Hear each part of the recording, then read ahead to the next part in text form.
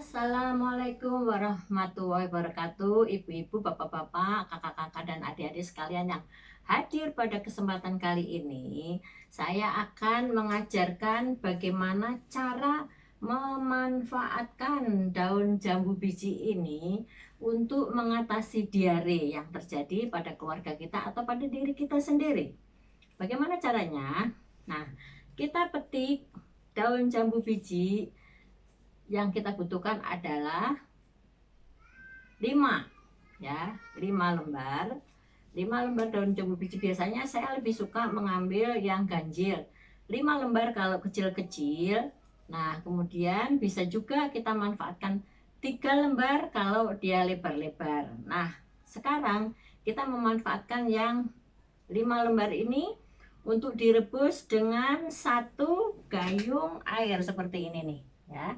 Nah, pada ini 1 gayung air, kita pakai 1 gayung atau 1 liter air dengan 5 lembar daun jambu biji. Kemudian kita masukkan ke dalam tempatnya seperti ini dan kita rebus. Kita rebus di atas kompor. Nah, kita rebus hanya sampai mendidih saja, tidak perlu sampai tinggal berapa gelas gitu, tidak. Jadi hanya sampai mendidih saja. Setelah mendidih, kemudian kita diamkan dulu sampai hangat-hangat kuku. Sampai hangat-hangat kuku. Nah, sebagian dari air rebusan daun jambu biji ini bisa kita ambil untuk menyeduh susunya bagi anak-anak di bawah usia 1 tahun. Kalau dia masih menyusu, tapi kalau misalnya dia sudah di atas 1 tahun, ada juga yang masih menggunakan botol. Nah, kalau masih menggunakan botol, kita manfaatkan botol ini, kemudian diambil yang hangat-hangat kuku, kemudian bisa kita masukkan susu yang dia punya saja.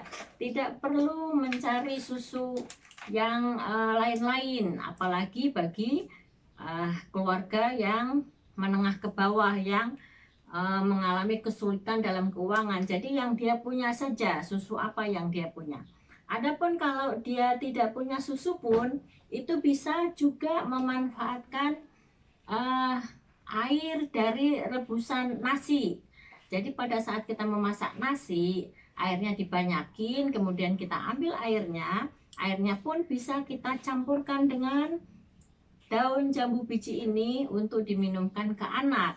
Nah, kalau misalnya dia punya susu apa saja yang dia punya, kita manfaatkan susu ini untuk dicampurkan ke dalam botol yang sudah kita siapkan dengan daun jambu bijinya secukupnya sesuai dengan kebutuhan anak.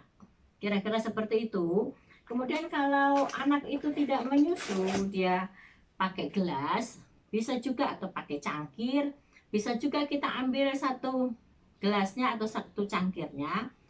Setelah hangat-hangat kuku atau adem atau dingin, itu boleh kita minumkan ke anak. Bagaimana anak itu suka.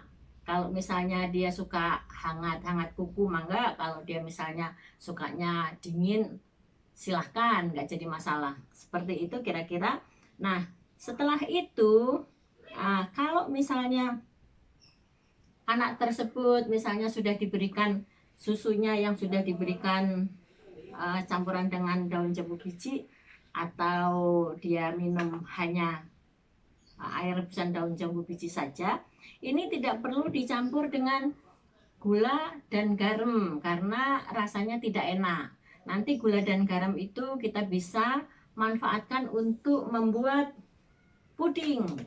Nah, seperti ini. Nah, ini puding yang warnanya orange itu asal jangan yang rasanya asam ya, kita cari yang rasanya manis. Nah, kita cari puding yang rasanya manis. Biasanya saya menggunakan 2 biji ini. Jadi tergantung anaknya apakah dia suka yang warna pink. Biasanya anak-anak lebih suka yang warna pink. Akan tetapi kalau misalnya dia suka yang warna coklat misalnya, kita bisa memanfaatkan yang warna coklat. Nah, dengan rasa coklatnya.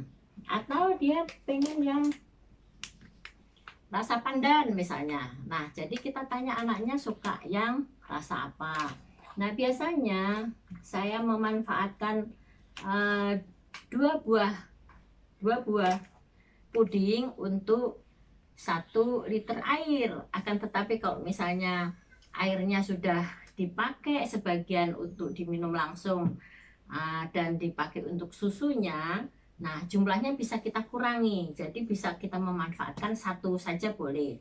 Nah kalau kita misalnya tidak akan memanfaatkan 1 liter air rebusan daun jambu biji, maka kita menggunakan dua biji ini, atau mungkin sisanya yang tadi sudah diambil untuk di botolnya dan diambil juga untuk di gelasnya untuk diminum setiap 2 atau 3 jam.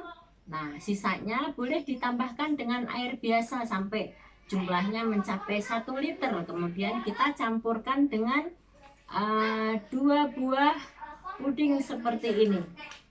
Nah kalau misalnya ada yang ingin bertanya kurang jelas, silahkan. Ada yang ingin bertanya kah? Kalau sekiranya tidak ada yang ingin bertanya, saya akan lanjutkan. Nah kemudian saya akan lanjutkan dengan membuat pudingnya. Ini saya sudah rebus. Saya ambil daun jambu bijinya yang sudah kena rebusan tadi ya. Saya ambil, saya buang ya. Saya buang daunnya. Kemudian saya manfaatkan air rebusan daun jambu biji tadi ya. Ini kalau misalnya jumlahnya tadi sudah dikurangin di gelas, kemudian dikurangi juga di botolnya, bisa nanti kita tambahkan dengan tambahkan air lagi sedikit lagi yang jumlahnya kira-kira menjadi 1 liter kembali. Nah pada kesempatan kali ini saya akan memanfaatkan yang rasanya coklat misalnya ya. Saya akan memanfaatkan yang rasanya coklat. Nah ini kita bisa campurkan juga selain pudingnya, hanya pudingnya, jadi sangat tergantung kesukaan anak. Apakah dia suka hanya pudingnya saja atau bisa juga ditambahkan dengan susunya. Nah pada kesempatan kali ini saya akan menambahkan susunya juga. Selain itu karena ini sudah ada rasa manis, jadi saya tidak tambahkan gula, hanya saya tambahkan dengan garam sedikit. Nah garamnya kira-kira seperti ini, seujung sendok ya, atau 1/4 sendok makan.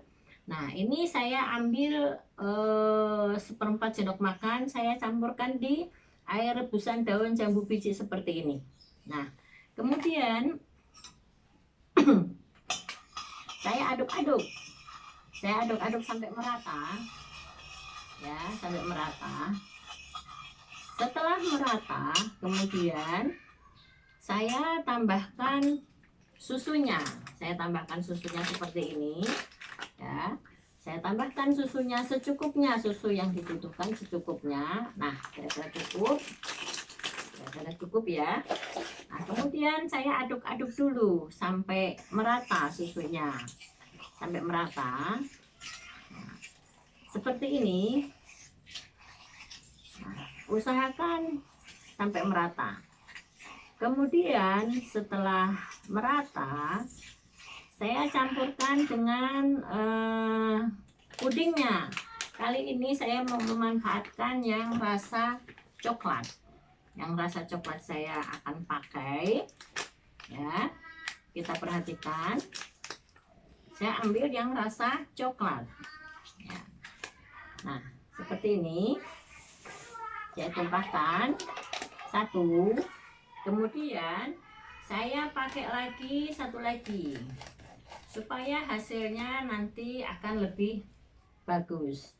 Kalau misalnya untuk keluarga kita atau kita sendiri hasilnya jumlah pudingnya ini banyak, itu bisa kita bagi dengan keluarga lain yang sedang tidak sakit, tidak apa-apa. Jadi sekalian, kira-kira seperti itu, sekalian berbagi maksudnya.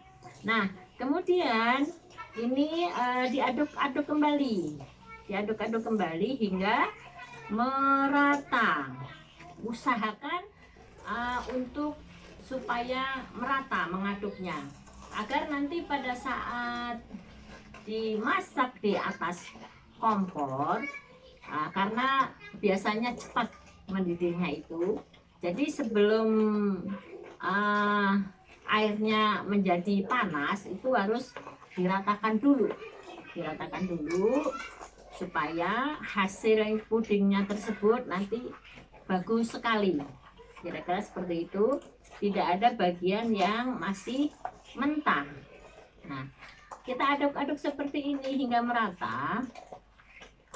Kalau sudah merata, itu nanti kita masak di atas kompor. Kira-kira seperti itu. Ada pertanyaan? Ada pertanyaan kira-kira? Nah, saya ingatkan kembali bahwa adik-adik yang masih minum di botol itu bisa kita berikan air rebusan daun jambu biji ini di botolnya. Nah, untuk supaya anak-anak tersebut yang sedang diare tidak menjadi lemas, itu punya tenaga sedikit dan ada protein yang masuk, itu bisa kita campurkan dengan susu yang dia punya. Apakah dia punya susu ini, apakah dia punya susu ini, kan gitu ya, itu boleh. Nah, kalau untuk orang tua yang atau anak dewasa, itu boleh ditambahkan susu untuk anak-anak dewasa atau untuk orang tua. Biasanya orang tua misalnya dia punya susu Anlin misalnya, mau ditambah dengan Anlin, mangga silahkan, boleh saja. Jadi bagaimana kesukaan pasien tersebut yang sedang kena diare, dia mau makan apa, dia mau makan puding yang mana, kira-kira seperti itu. Nah, selain itu, selain kita membuatkan puding supaya pasien yang kena diare itu atau keluarga kita yang kena diare atau kita sendiri bahkan yang kena diare, itu boleh kita memakan buah pisang. Nah, buah pisang ini boleh untuk pasien yang terkena diare. Nah, kira-kira seperti itu. Untuk pada kesempatan kali ini kita ibu-ibu, bapak-bapak, kakak dan adik-adik sekalian, tadi agar-agar yang sudah saya rebus dengan air rebusan daun jambu biji sekarang sudah siap saji karena sudah adem ya. Kita akan potong-potong. Nah, sebentar ya. Kita potong-potong seperti ini. Nah, sesuai dengan kebutuhan pasien. Kita potong-potong ya. Nah, setelah kita potong-potong, kita ambil satu untuk diberikan kepada pasien. Nah, seperti ini. Ini sudah siap untuk diberikan kepada pasien sesuai kebutuhannya. Selain agar-agar, sebenarnya pasien diare tersebut boleh makan pisang. Pisangnya boleh pisang yang kecil-kecil seperti ini, pisang emas, atau pisang seperti ini, atau pisang Medan misalnya yang disukai oleh pasien tergantung, atau pisang barangan boleh juga. Dan ada satu lagi sebenarnya boleh juga yang dimakan itu adalah apel dari Malang misalnya, itu boleh juga. Jadi sangat tergantung mana kesukaan pasien. Nah, pisang ini boleh dimakan ya. Ini boleh dimakan. Pada kondisi diare itu pisang seperti ini boleh dimakan. Pisang apa saja yang disukai oleh pasien. Selain pisang tadi yang saya sampaikan adalah bisa juga menggunakan apel Malang. Nah, ini boleh dimakan seperti ini. Ada yang mau tidak? Kita makan ya. Dimakan dulu pisangnya. Apalagi kalau sedang diare.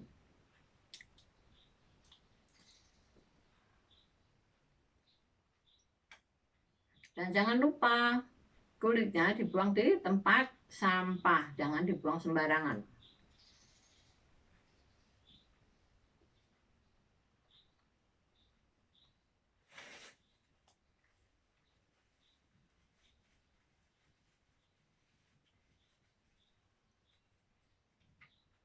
Nah, ini agar-agarnya juga boleh dimakan.